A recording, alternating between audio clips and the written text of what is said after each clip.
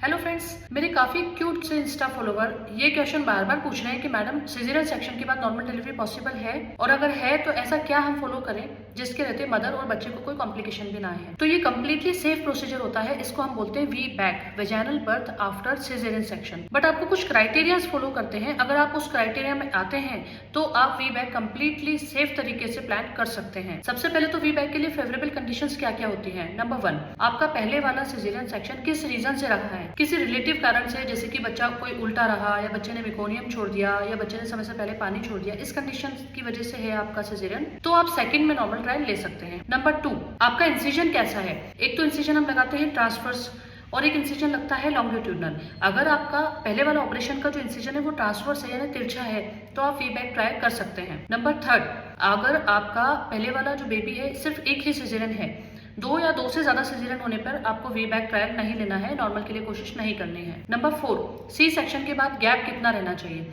Theoretical knowledge के according 18 से 24 महीने का गैप काफी है, बट प्रैक्टिकल नॉलेज के अकॉर्डिंग 3 से 4 साल का आपका मिनिमम गैप होना चाहिए या उससे ज्यादा भी आप रख सकते हैं। नंबर 5, आपकी जो करंट प्रेगनेंसी है वो बहुत हेल्दी रन कर रही है।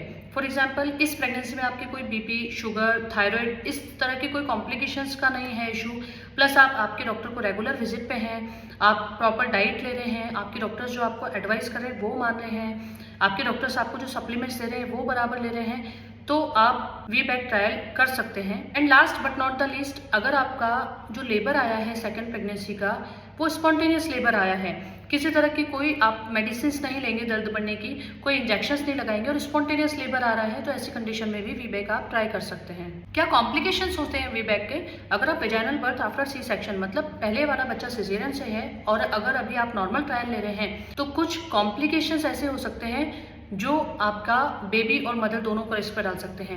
Number 1, rupture of uterus. अगर आपका पहले वाले सिजेरियन सेक्शन के टांके बहुत पतले पड़ रहे हैं और पेशेंट को बहुत अच्छे से दर्द भी आ रहे हैं लेकिन प्रोग्रेस नहीं हो पा रही, इस कंडीशन में कभी कभी जो पहले वाले टांके हैं वो रप्चर हो सकते हैं और वो रप्चर होने की वजह से मदर को बहुत ज्यादा ब्लड लॉस हो सकता है, मदर शॉक में भी जा सकती है। Number 2, foetal distress. अगर वो रप्चर रहा तो बच्चे तक ऑक्सीजन सप्लाई अच्छे से नहीं पहुंचेगी, बच्चा डिस्ट्रेस में भी जा सकता है, इवन बच्चा खराब भी हो सकता है। तो मेक श्योर अगर आप वी बैक ट्राई कर रहे हैं, एक सिजेरियन के बाद नॉर्मल ट्राई कर रहे हैं, तो कुछ क्राइटेरिया जैसे होने चाहिए।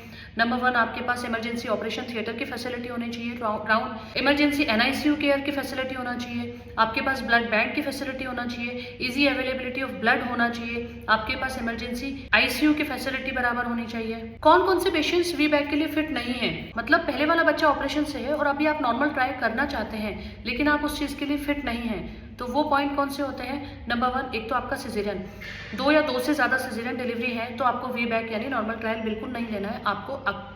आपको सही समय पर अपने गायनेकोलॉजिस्ट से एक डेट डिसाइड करके आपको इलेक्टिव सिजेरियन प्लान करना है। नंबर 2, अगर आपका इंसिजन वर्टिकल है मतलब लंबा इंसिजन है पहले वाले ऑपरेशन का, तो भी आपको नॉर्मल ट्रायल नहीं करनी है, तिरछे इंसिजन में आप ट्राई कर सकते। Number 3, pelvis. अगर आपके डॉक्टर्स आपको बोलते हैं कि आपका पेल्विस ठीक नहीं है, नीचे से हड्डियां टाइट है, ऐसी कंडीशन में भी आप वी बैक ट्रायल नहीं करेंगे। नेक्स्ट है मैक्रोसोमिया मतलब बिग बेबी, बच्चे का वजन ज्यादा है और मदर का पेल्विस बहुत छोटा है, इस कंडीशन में भी आप सिजेरियन सेक्शन प्लान करेंगे। नेक्स्ट है कुछ प्लेसेंटल प्रॉब्लम, अवल नाल का नीचे होना जिसको हम लो लाइन प्लेसेंटा या प्लेसेंटा प्रीविया, एक्रीटा, इनक्रीटा ये बोलते हैं, ये कंडीशन भी अगर आपके अल्ट्रासाउंड में आ रही है तो आपके डॉक्टर्स जो आपको बोलते हैं वो आपको फॉलो करना है। नेक्स्ट है प्रीवियस प्रेगनेंसी में कोई बहुत ज्यादा कॉम्प्लिकेशंस आए हो, फॉर एग्जांपल फंडल प्रेशर देकर डिलीवरी करवाई हो या एपिजियोटोमी बहुत डीप आई हो, नीचे से स्टिच बहुत गहरे आए हो या दोबारा टांके लगे हो, ऐसी कंडीशन में भी एक बार आप सोच समझ के आपके डॉक्टर्स जो डिसीजन लेते हैं वो फॉलो करेंगे।